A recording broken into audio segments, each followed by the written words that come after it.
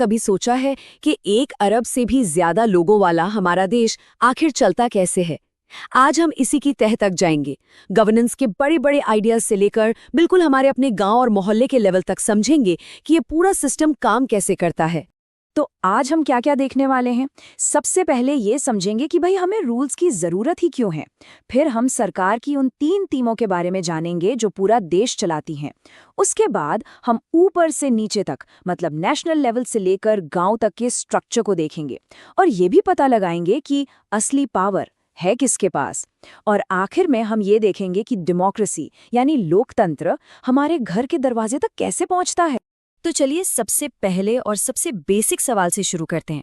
आखिर किसी भी समाज को, चाहे वो छोटा सा गांव हो या पूरा देश, गवर्नेंस की मतलब शासन की जरूरत पड़ती ही क्यों है? जरा सोचिए, वो क्या चीज है जो हमारे शहरों को, हमारे कस्बों को पूरी तरह से केओस में मतलब एकदम अफरा तफरी में जाने से रोकती है? कोई तो सिस्टम होगा ना जो सब कुछ कंट्रोल में रखता है। इसका जवाब है गवर्नेंस यानी शासन। और ये सिर्फ एक शब्द नहीं है, ये एक पूरा का पूरा प्रोसेस है। एक ऐसा प्रोसेस जिसमें नियम बनाए जाते हैं और फिर ये पक्का किया जाता है कि उन नियमों को सब फॉलो भी करें ताकि समाज में एक ऑर्डर बना रहे और लोग शांति से साथ रह सकें। अच्छा, तो ये गवर्नेंस इतना जरूरी क्यों है? देखिए, इसके 3 मेन काम हैं जो किसी भी समाज की रीढ़ की हड्डी होते हैं। पहला, लॉ एंड ऑर्डर मेंटेन करना। दूसरा, हमें सड़कें, स्कूल, हॉस्पिटल जैसी जरूरी सर्विसेज देना। और तीसरा, लोगों के बीच अगर कोई झगड़ा या विवाद हो तो उसे सुलझाना। इन 3 पिलर्स के बिना एक स्टेबल सोसाइटी के बारे में सोचा भी नहीं जा सकता। ठीक है, तो ये शासन या गवर्नेंस काम कैसे करता है? इसे चलाता कौन है? यहीं पर एंट्री होती है सरकार की 3 टीमों की। ये वो मशीनरी है जो इस पूरे सिस्टम को असल में चलाती है। इसे समझने के लिए ना एक बहुत ही सिंपल सा उदाहरण लेते हैं।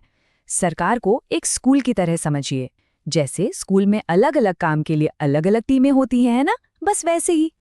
तो ये 3 टीमें हैं, लेजिस्लेचर, एग्जीक्यूटिव और जुडिशरी। हिंदी में कहें तो विधायिका, कार्यपालिका और न्यायपालिका। लेजिस्लेचर मतलब रूल बनाने वाले, जैसे हमारी पार्लियामेंट। एग्जीक्यूटिव मतलब काम करने वाले, ये रूल्स को लागू करते हैं, जैसे कि प्रधानमंत्री और पुलिस। और फिर आती है जुडिशरी यानी हमारे अंपायर, जैसे कोर्ट्स और जज, जो ये देखते हैं कि सब कुछ नियमों के हिसाब से हो रहा है या नहीं। अब इस पूरे सिस्टम की सबसे कमाल की बात है सेपरेशन ऑफ पावर्स यानी शक्तियों का बंटवारा। इसका मतलब ये है कि ये तीनों टीमें अपना अपना काम तो करती ही हैं, लेकिन साथ में एक दूसरे पर चेक भी रखती हैं, एक नज़र रखती हैं। और ऐसा क्यों? ताकि कोई भी एक टीम ज़रूरत से ज़्यादा पावरफुल ना हो जाए। यही बैलेंस एक मजबूत डेमोक्रेसी की असली पहचान है। चलिए अब इस गवर्नेंस के मैप को जरा जूम इन करके देखते हैं। हम चलेंगे नेशनल लेवल से सीधा गांव तक।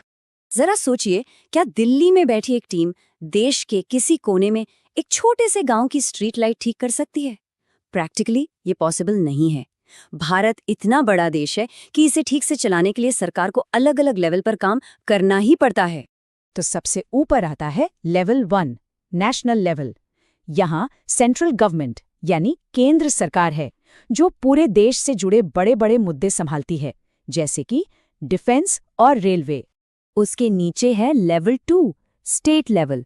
यहाँ हर राज्य की अपनी सरकार होती है जो अपने स्टेट के मामले देखती है, जैसे स्टेट पुलिस, वहाँ के स्कूल। और फिर आता है तीसरा और वो लेवल जो हमसे सबसे ज्यादा जुड़ा है, लोकल लेवल। ये हमारी अपनी लोकल गवर्नमेंट है जो हमारी रोजमर्रा की जिंदगी की दिक्कतों को देखती है, जैसे कचरे का उठना, पानी की सप्लाई। तो हमने सरकार के ये अलग अलग लेवल्स तो देख लिए, पर सवाल ये है कि इन सबको पावर देता कौन है?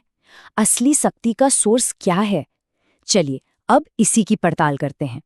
ये पावर आती है डेमोक्रेसी से यानी लोकतंत्र से। ये शब्द खुद अपनी कहानी बताता है। ये ग्रीक भाषा के 2 शब्दों से बना है, डेमोस यानी लोग और क्रेटोस यानी शासन। तो सीधा सीधा मतलब हुआ लोगों का शासन। अब जाहिर है 125 करोड़ से ज्यादा लोग एक साथ बैठकर तो कोई फैसला ले नहीं सकते। इसीलिए नेशनल और स्टेट लेवल पर काम करती है रिप्रेजेंटेटिव डेमोक्रेसी।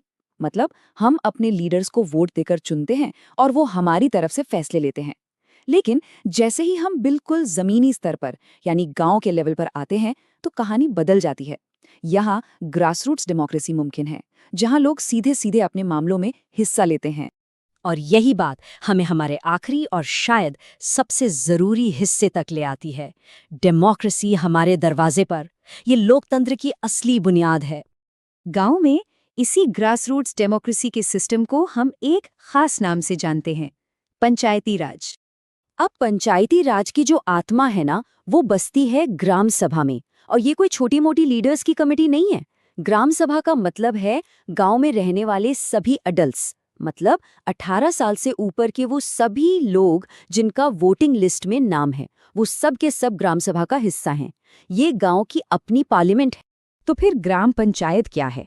देखिए, ग्राम सभा में तो सारे लोग हो गए।